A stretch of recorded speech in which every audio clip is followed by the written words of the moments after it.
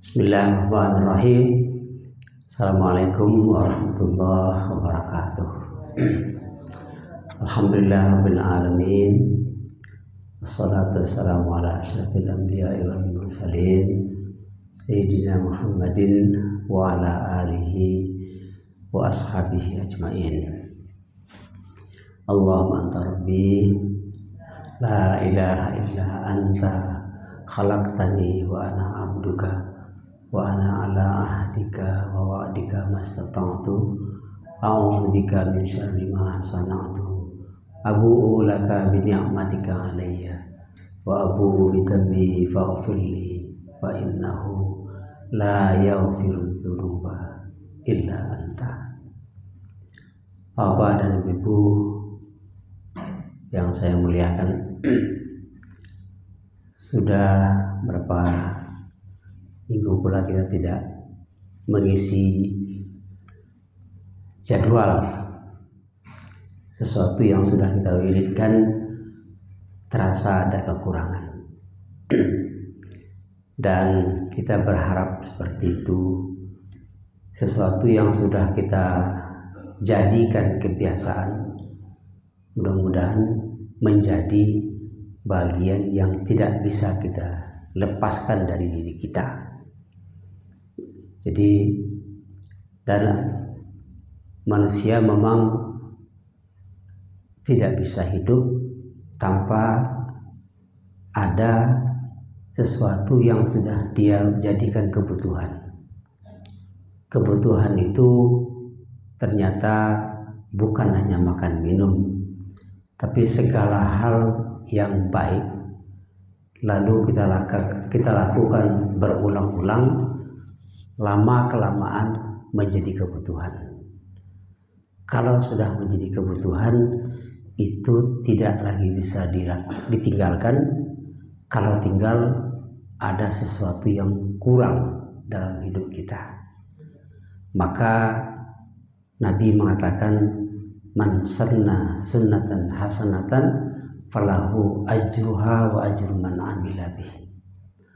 Orang yang membiasakan, menjadikan sesuatu sebagai tradisinya, kebiasaan-kebiasaannya, lalu kebiasaan itu juga diikuti oleh orang lain. Maka kata Nabi, untuk orang yang membiasakan itu dia dapat pahala. Kemudian ada orang lain yang melakukan itu, orang itu yang melakukannya mendapat pahala, dan yang mentradisikannya lalu ditiru oleh orang lain itu jadi pahala. Jadi mentradisikan itu, membiasakan itu, dan membuat orang lain melakukan itu tidak selalu pula kita ajak, tidak selalu pula ajak dengan mulut, tidak selalu pula kita tarik dengan tangan. Tapi kita biasa saja melakukan itu, lalu orang lain menjadi terpengaruh oleh kita, lalu dia lakukan pula kebaikan itu. Maka kata Nabi, itu sebenarnya sudah bagian dari sunnah. Sunnah dalam artian tradisi, kebiasaan-kebiasaan yang dilakukan dengan baik. Nah, maka kita tentu berharap di samping mudah-mudahan apa yang kita lakukan bisa menjadi kebiasaan pula bagi orang lain, dan sebaliknya juga kita begitu. Kita melihat kebiasaan-kebiasaan baik yang dilakukan orang, kita lakukan pula, sehingga kita mendapat pahala. Orang yang kita tiru itu juga dapat pahala. Kita memberi baik kepada orang lain. Tetapi kalau kita ambil namanya mafhum mukhalafah, pemahaman yang sebaliknya dari hadis Nabi tadi, orang yang mengajarkan sesuatu yang tidak baik kepada orang lain, orang yang melakukan sesuatu yang tidak baik sehingga menjadi tradisi, maka dia berdosa, orang lain yang melakukan berdosa, dan dosa orang lain itu yang melakukannya juga masuk dapat ke dia. Nah, makanya selalu kita muhasabah, selalu kita berhati-hati dalam melangkah, dalam berbuat. Perbuatan buruk kita jangan ditiru oleh orang lain. Ketika ditiru oleh orang lain tanpa kita tahu dosa orang yang melakukan itu masuk juga kepada kita. Bapak-bapak dan ibu sekalian, itu makanya nanti di akhirat itu penghuni neraka itu jauh lebih banyak daripada penghuni surga. Karena orang kita tidak sadar kalau perangai buruk kita pun juga diikuti oleh orang lain. Apalagi sekarang ya, yang dikatakan dengan akhir zaman. Akhir zaman ini. Apa itu akhir zaman? Nabi mengatakan bahwa nanti akan terjadi, kata Nabi, khairul quruni qarni. Sebaik-baik masa ya adalah masa aku. Ya. Kemudian masa sesudah aku masa sahabat. Kemudian lagi masa sesudah itu. Kemudian lagi masa berikutnya masa apa? Masa yang yaftul kazib. Bohong berserak-serak. Curang berserak-serak. Dosa berserak-serak. Kemana-mana orang sudah melepaskan malunya. Rasa malunya lepas. Kata Nabi, hidup ini malu itu adalah pakaian. Malu itu adalah baju, ibarat celana. Kalau orang tidak bermalu, itu sama aja orang tidak basarawa. Sama aja orang tidak berbaju. Makanya apa? Dia akan lakukan segala sesuatu karena yang ada adalah nafsu saja. Fa illam tastahi fasna ma syi'ta. Kalau malu sudah tidak ada, maka semua akan terlakukan, akan terbuka. Nah, ini Bu, masa sekarang seperti kata Nabi, yaftul kazib. Masa bohong berserak-serak. Sekarang kita susah membedakan ini berita ini benar atau bukan ya. Susah kita membedakan. Apalagi sekarang kalau kita lihat di media sosial, di HP, ada di WhatsApp namanya, ada di TikTok namanya, Twitter lah namanya, ya, Instagram lah namanya, ya kan? Kita bingung mana yang benar, mana yang tidak. Tahu-tahu ada berita si anu mati, apanya dia masih hidup. Ada kayak kasus kemarin itu kasus Sambo malam ini dieksekusi. Ada gambarnya, bahkan ada videonya. Bisa direkayasa orang. Bohong. Ini Ustadz ini bilang begini, Ustadz ini bilang begitu. Seorang ustadz pernah bicara begini, tapi di tempat lain dia bicara begitu, dia ambil orang, dieditnya potong-potong, dan dia adu-adunya. Orang baik, sebaik-baik orang bisa berubah menjadi seburuk-buruk orang.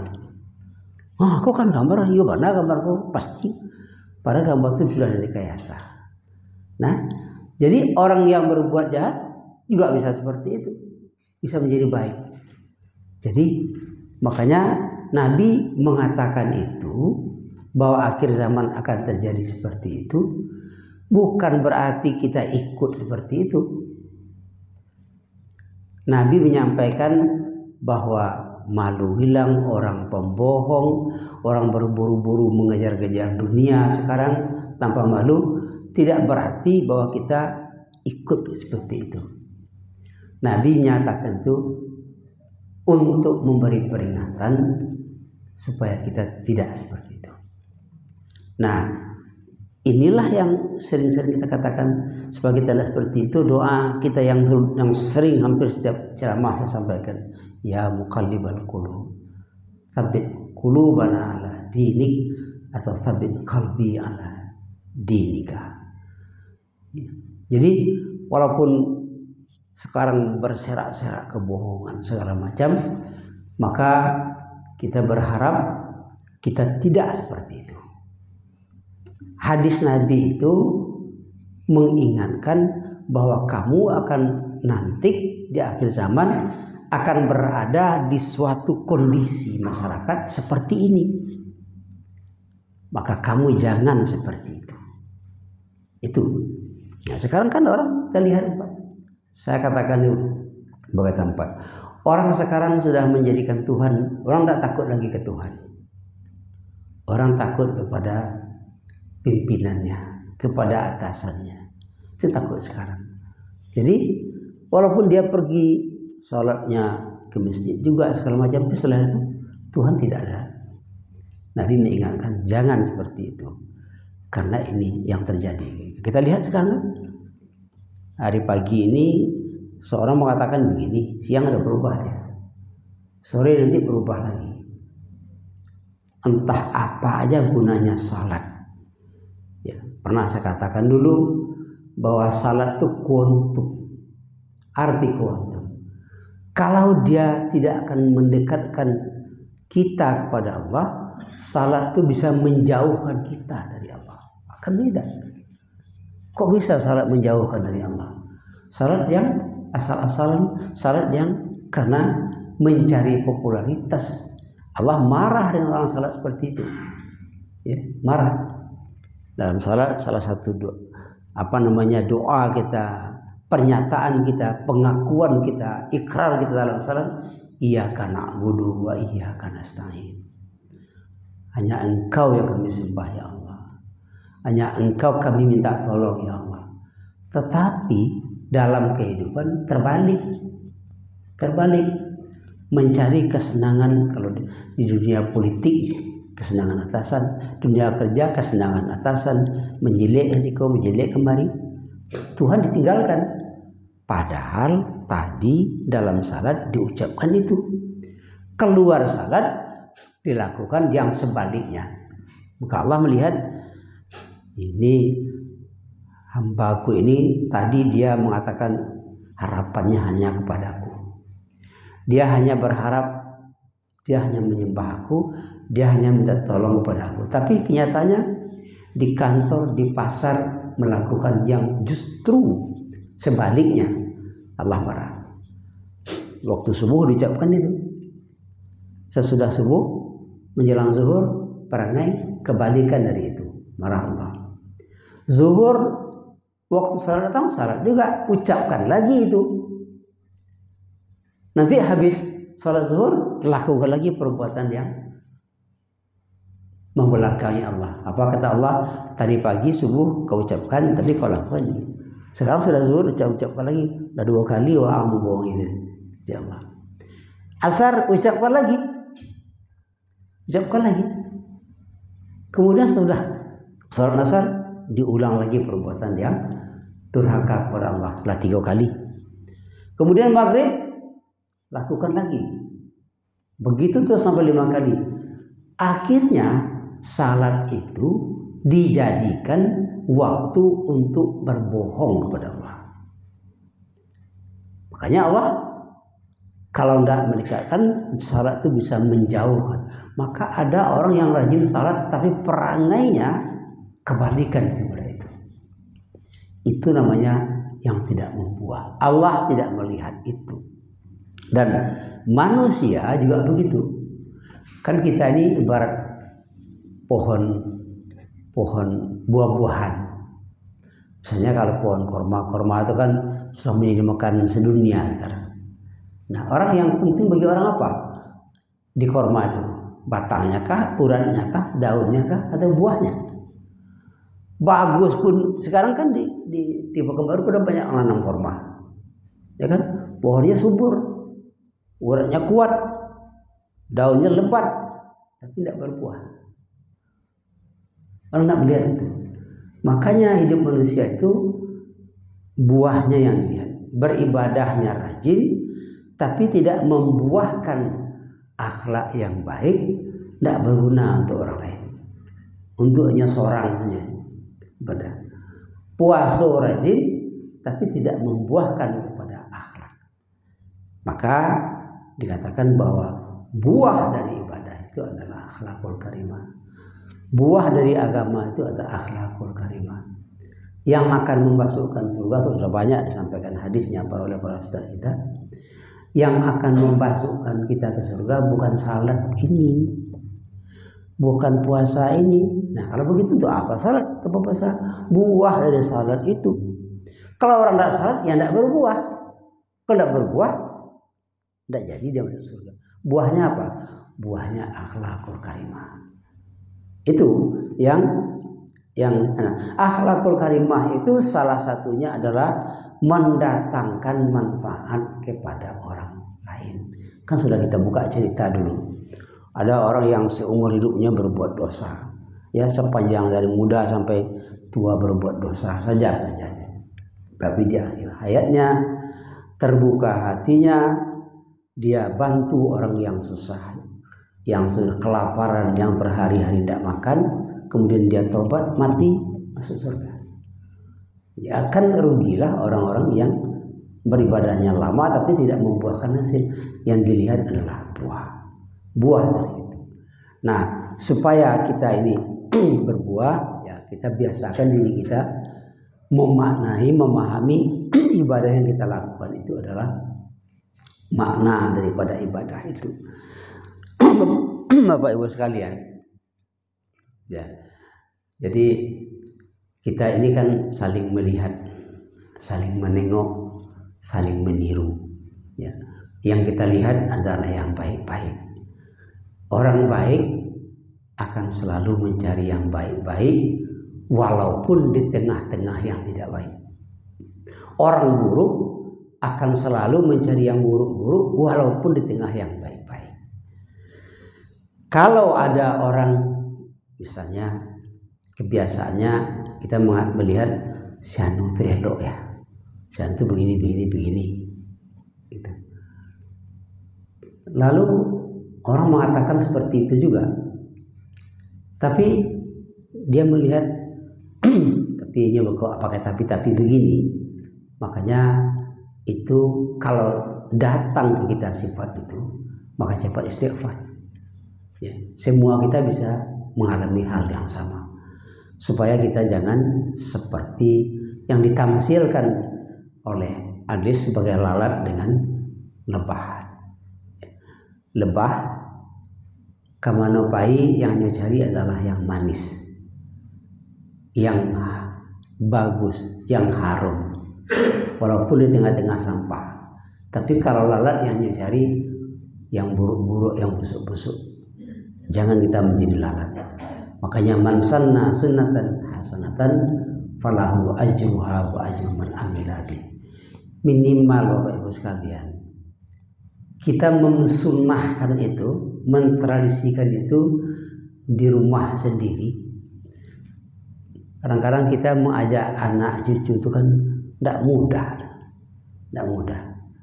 Makanya kita ajak sekali dua kali, marah-marah pun juga tidak apa, dengan membiasakan diri lagi. Dengan membiasakan diri. Ada orang yang waktu muda preman lah gitu, tapi orang tuanya rajin, orang tuanya selalu mengajak dia melawan terus. Tapi kemudian lama kelamaan, karena ditengoknya orang tuanya baik, orang tuanya rajin dan mengajak dia tidak mau, tertanam juga dalam pikirannya.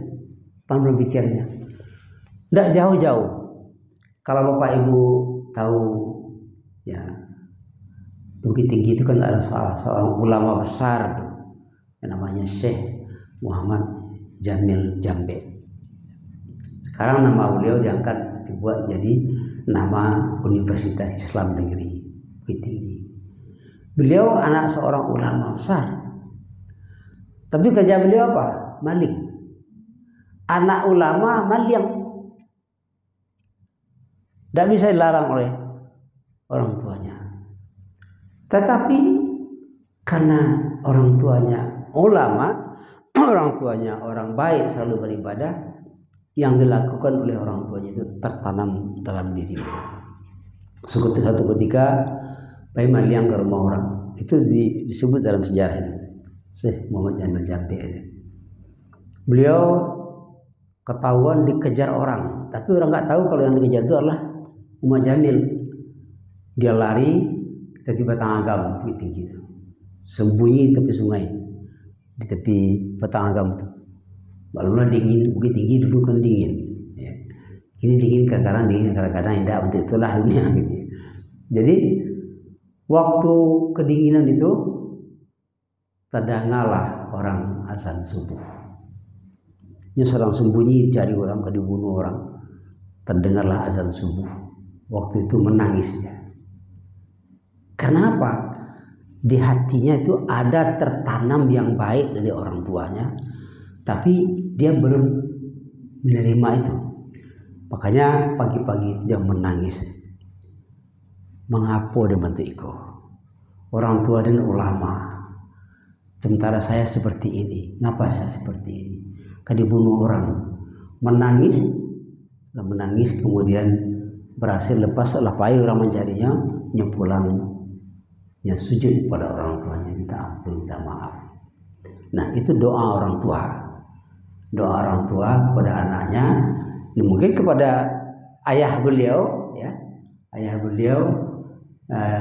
Itu mendoakan terus kepada supaya anaknya yang nakal ini bisa menjadi orang baik juga. Akhirnya makbul.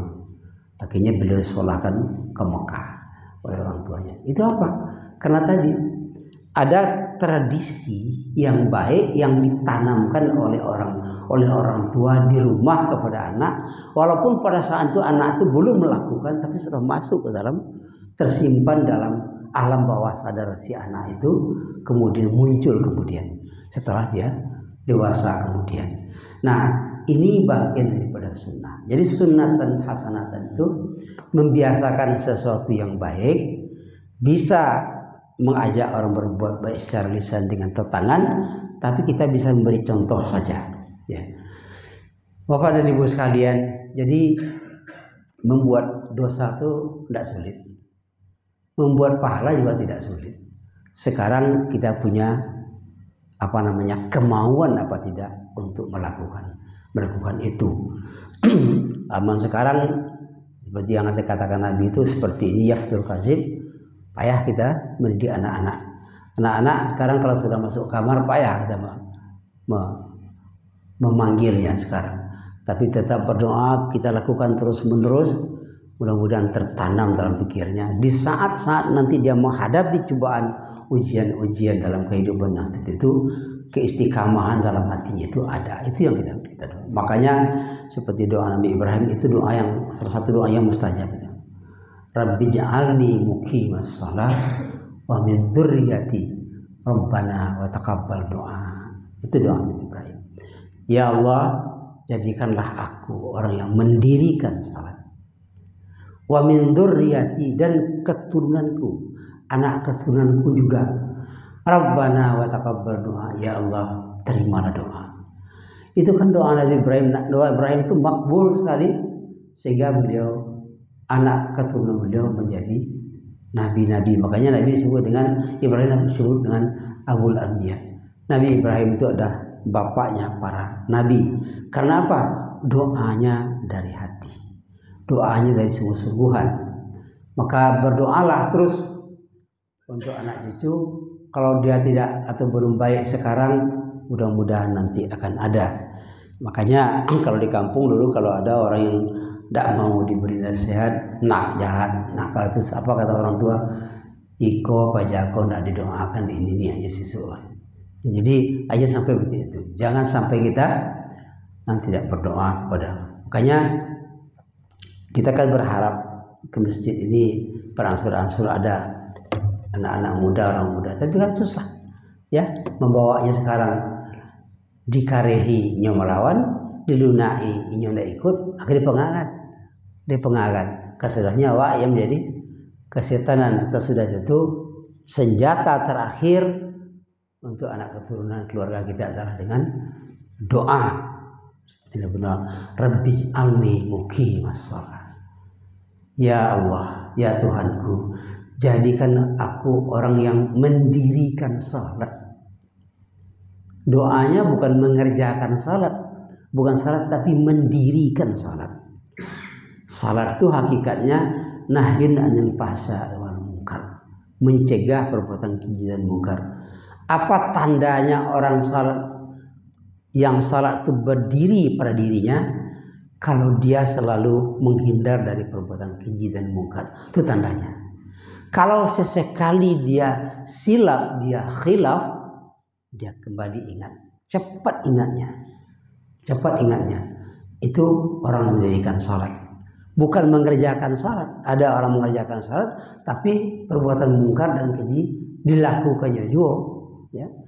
Itu tidak mendirikan salat namanya.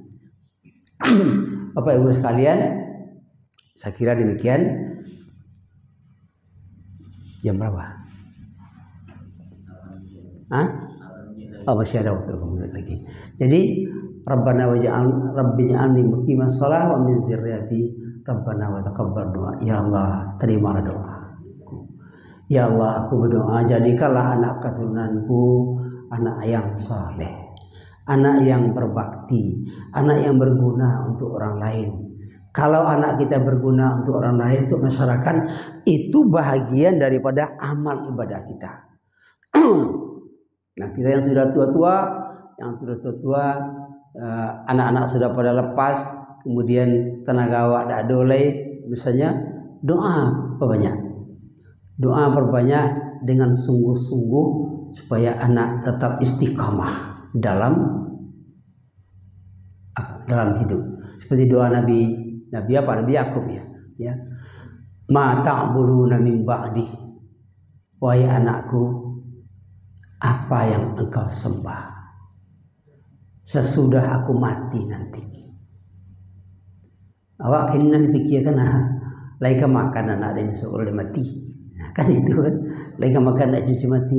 Nabi tidak, Nabi Yakub dan Nabi Bukit dengan orang salah juga seperti itu. Siapa yang disembahnya, betulkah Tuhannya bisa aku ada mati? Itu. Maka anak-anak Nabi Yakub mengatakan, kami akan na'budu ilahaka wa ilaha abaik. Kami akan sembah, kami akan sujud, kami akan beribadah kepada Tuhan engkau dan Tuhan kakek nenekmu. Itu doa Nabi Ibrahim. Dan doa itu sunnah Nabi Ibrahim yang disunahkan kita untuk mendoa. Jangan tidak pernah mendoakan anak. Ya. Jangan tidak pernah mendoakan anak cucu, tidak anak saja loh. Jadi yang didoakan anak itu anak yang taat kepada Allah. Tidak usah doakan anak kayu, tapi doakan anak cukup. Ya, anak cukup dalam kehidupannya. Kalau kayu yang berkah. Kalau dia berilmu tinggi yang berkah. Banyak orang kini berilmu tinggi karena menipu orang lain.